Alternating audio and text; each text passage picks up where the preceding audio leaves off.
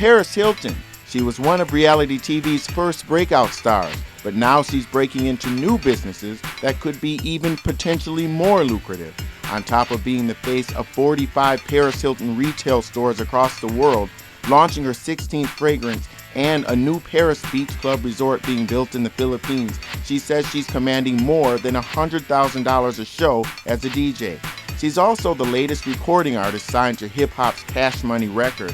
But does Paris Hilton really DJ? And what is her vision for her music and other businesses? She explained it all in this interview. A lot of people think they know your brand, but they don't necessarily really know the extent to which you're involved in business. So first of all, what is your job, would you say, and what is your talent? I consider myself a businesswoman, and I think my talent is that I'm very good with people, and I'm a great self-promoter, and I've created a huge empire, and I'm very proud of that. Just to observe you when you walk down the street with you, or even when you're taking pictures, it seems like you have training in that area, because do you have relationships with the paparazzi? Do you know the individuals that are taking your pictures off? No, I've been doing this for so long that I'm just used to it, because they're always everywhere since I'm a teenager. So I don't know them, but I see them every single day. Okay, but you know how to interact with them. I just am myself. I like to live my life, and I think when people are rude to them, it just makes them look bad, because then in the picture you look like you're crazy. So I think the best way is just kind of to ignore them and go on with your life.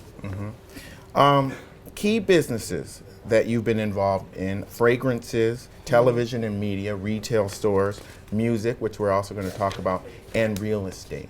I want to talk about each one of these.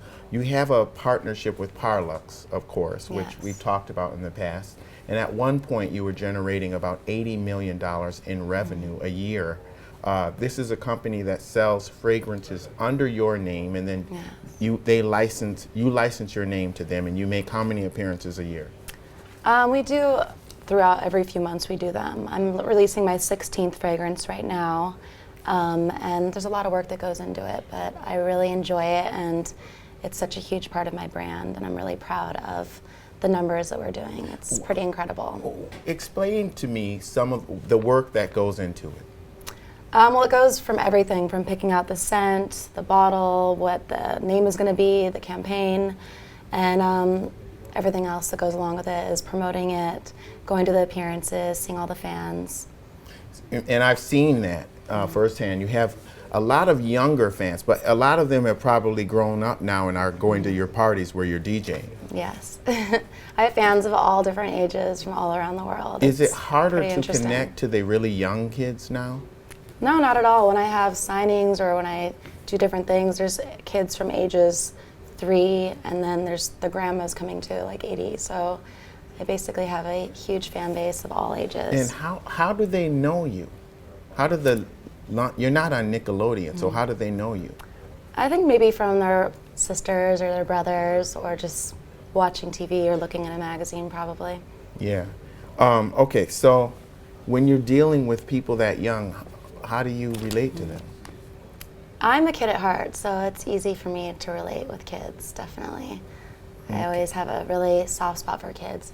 I was just actually at the Los Angeles Children's Hospital last week, visiting them all, and it just always makes me feel really good just to put a smile on their face. 45 retail stores across the world, and what's fascinating about it is it's an international thing. You have the Philippines, you have Mexico, India. First of all, what's sold in these stores? Well, I have 17 different product lines, so they carry my products anywhere from my purses, watches, fragrances, sunglasses, shoes, all my products. Are you involved in the running of these stores, or are you just licensing your name? I'm involved with everything that has to do with it, with picking out the stores' locations, designing the stores, and then for all my different product lines, I have meetings every month with all the designers. They fly in and we go over all the new designs, and I approve what I like and dislike and give my notes. Are you looking at spreadsheets and all that, or is it? Do you know these markets? I mean, I know you've traveled all over the world, and you do it even just to walk down the street with you. You have people screaming from cars, a lot of them international consumers. How do you learn about these markets? I've been in this business for so long that I've just learned from being in the business for over, almost 15 years now. So I think just paying attention in that way. Mm-hmm. Are there any things that stand out about different parts of the world, say the Philippines, for example, that are different than North America? Different stores, like they have different tastes, so different colors they like. Or in the Middle East, I try to use a lot of gold. They like more blinged out things. So we basically try to put the different designs into those markets so they'll fit with them. Do you spend a lot of time in Dubai? I go there often, yeah, I love it there. What about your brand there? How is it received? It's huge. We have stores all around the Middle East, in Abu Dhabi and Dubai, and we're opening up in Kuwait and other parts of the world, so it's fun. Do you have any locations in the United States? We're opening some. The first one will be open in about 2 months in Maui. And so you started out outside of the United States. Why didn't you start in the United States? Is this a more difficult market for retail? No, my partners are in Europe, and that's where they're based. So we started off in Europe and then branched out to the Middle East and all over Asia, and next we're doing America. Okay, great. You have the Paris Beach Club. This is at Azure in the Philippines. Now this is under construction now. It's a partnership with Century Properties. What is this and how did that deal come together? I talked to Robbie Antonio. He is the head of Century Properties. They're the biggest developers in the Philippines. And he approached me about doing a property out there. And it's basically 7 towers, and in the middle is a man-made beach. And then in the center is the Paris Beach Club. It's about 3 stories. Has nightclub, restaurants, stores, spas, movie theaters, like basically a whole place where you can just come and be entertained and enjoy yourself. Now on the music side, you've done a lot. You've had some singles out. You just signed a record deal with Cash Money Records, Young Money, which is a subsidiary of that. And for people who don't know, that's probably the biggest, most influential pop and hip hop label, because they have Drake, they have Nicki Minaj, they have Lil Wayne, and now they also have you. How did that come together, and why Cash Money? I've been friends with Birdman, Slim, and Wayne for years, and they asked me to be in the Tap Out music video. And then the next day, I had a meeting with them and played all my new songs, and they loved them and asked me if I wanted to be part of the label. And the Williams brothers have, since Juvenile and all of those guys way back in the late 90s when they did their $30 million deal with Universal, have been in that business and have been on top ever since. What have you learned from them about the business? They are really just very inspirational. They're really supportive of my record, and I love hanging out with them. They're really good people, and I consider them part of my family. Do you think that you're better prepared now than you were when you initially came in because of the DJing? Because now you're actually doing residencies at clubs, you're out there engaging with the fans, whereas before you were doing television shows and things, but you didn't do the live performances. Yeah, definitely. It's really helped me and inspired me, and it's been so much fun, and I'm always learning about new music, and it's really changed my whole taste in music as well. So.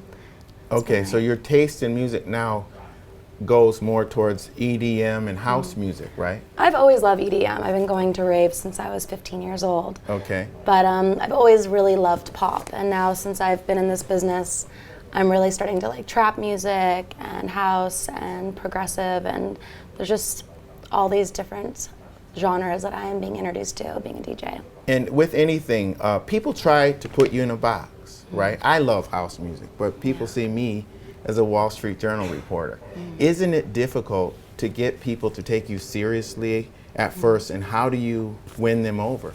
And do you think you've won people over? I definitely proved myself this summer in Ibiza. I went there and was sold out every night. It was incredible. It was so successful that the owner has asked me on for next year at all of his properties. So it felt really amazing, and I had a lot of the big DJs come to watch me play, and they all said, wow, we're so surprised. We had no idea. Okay, well, I know Afrojack. I think it took him aback when you first came in, and he kind of said some things that made it sound like you weren't working hard enough and that you basically didn't deserve to be there. How do you take that? How does that feel for you? And do you think it's fair? I don't pay attention to people who say things like that. Once people see me play live, they understand and they love it. Take me inside that process when you're up there on stage DJing. Do you do the beat matching and all that, or Yeah, do of course. you do that yourself? Yeah. You don't use like Sync or any of the programs? Well, I've been training for the past 3 years now, and I've really learned so much. I've tried different softwares, and I really love the Chapter system. I was on CDJs before with Record Box, but I think Chapter is an amazing system. I love it. What kind of effects do you use to get the crowd into it? What's your favorite thing to do when you're DJing? My favorite thing to do, is to get on the mic and sing along. The fans love that. I started that in Vegas. I was performing on New Year's at the Bellagio Hotel, and when I would get on the mic and sing, the crowd would just love it. So that's something that I'm adding to my sets now. Who do you respect in terms of not necessarily the producers? What about some of the DJs? Who are your favorite DJs? My favorite? I really think Tiesto is so talented. I've been a fan of him since I was basically a teenager, so I've always loved his music. I think Avicii is very talented. I love his music. Calvin Harris, I love that he sings on his songs. Those are probably my favorites. Okay, but there are a lot of trust fund kids who aspire to be famous, but don't become famous. Yeah. Right? Yeah, there is. So what was it about you, do you think, that made you resonate, whereas the others don't? I'm not sure, really. I think just some people have it and maybe some don't. And I think I've been in this business for a long time, and with The Simple Life, that was very new to everyone. There was really no reality shows out. So I think it was something really different, and Nicole and I were so much fun on that show and really entertaining. So I think people really got to know me from that. And it became a phenomenon. You had a lot of copycat people. A lot of people saw reality TV as something that they wanted to get into. As a matter of fact, I interviewed Harvey Levin, and he attributes the discovery of Kim Kardashian to the fact that she was hanging out with you. And then once they saw her, who's this new girl? And they started taking the pictures. What did you learn from her, and what did she learn from you? We've been friends since we were little girls. So I don't know, I didn't really learn anything from each other. We just had fun with each other. But in the process of becoming these huge brands, there had to be some knowledge that you guys imparted. I think when people observe people, they can learn from them, definitely. So maybe she learned from that. And right now, when you look at what you're going to be doing in 2014, what are you most excited about? I'm most excited about my new album. I go to Miami in 2 weeks to finish recording it, so I'll be out there for a little bit, and I just can't wait to release all the new music and then to perform all summer long in Ibiza. Okay. So when you're doing these performances, do you play your music too? Yes. What are you leading into your music with, and I just what do you pick follow my favorite it with? songs. I always play different sets every single time. It's so never what are the some same. of your favorite songs to mix now?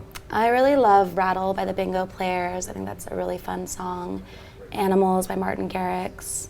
I love I Could Be the One by Avicii. You said in a recent interview that you're one of the top 5 DJs in the world, and that really upset a lot of people. It set off a firestorm of misunderstood criticism. What I said. What did you mean by that?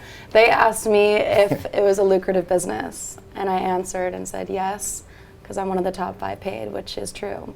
Okay. Per rate, per show. I don't mean skill-wise. I don't mean I'm on like Avicii or a Tiesto. Right. I meant my rate per show is in the top 5. You're talking from a business standpoint, yes. as the brand of Paris Hilton. Well, that's what the question was. He was asking if it was lucrative, and then, like the internet always does, they like to change it and do something else, and that's not what I meant. But is it true that you were making about $100,000 a show?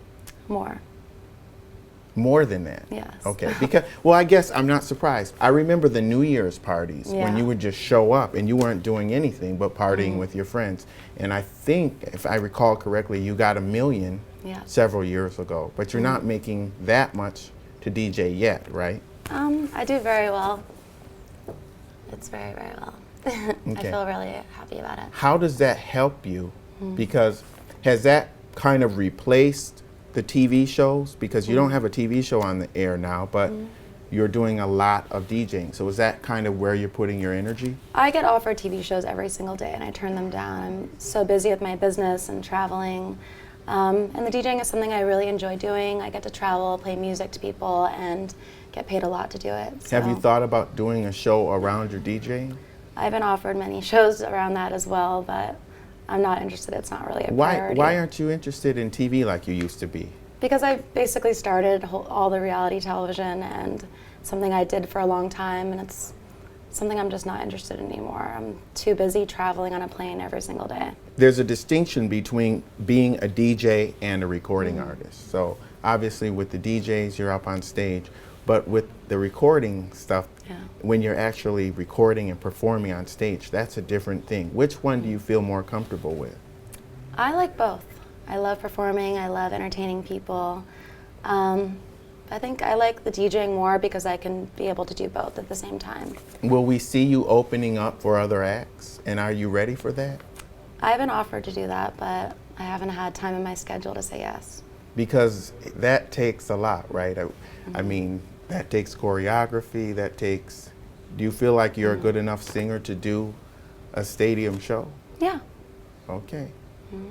All right, we're going to be looking for you. Congratulations on that as you continue to develop your brand as a DJ, because I get the sense from you that you don't feel like you're there yet, like you can be even better than you are now. Well, I consider myself a businesswoman. I don't consider myself a DJ. That's just a very small part of my business. Okay, but you have passion for it. Yeah, it's a lot of fun. I get to play music and dance, and I love it.